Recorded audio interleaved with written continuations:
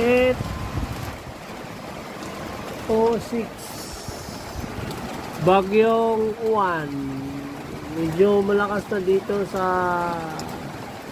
Montalban, Rizal, dito sa bahay namin banda. Dito kami sa totok ng bundok.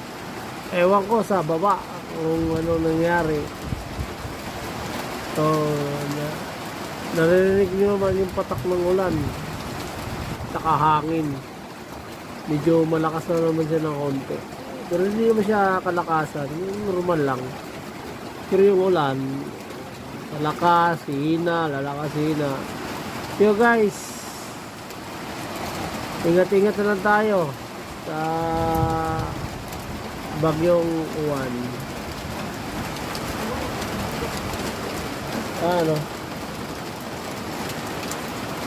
Oh, sige, ingat-ingat na tayo lahat. Bye-bye.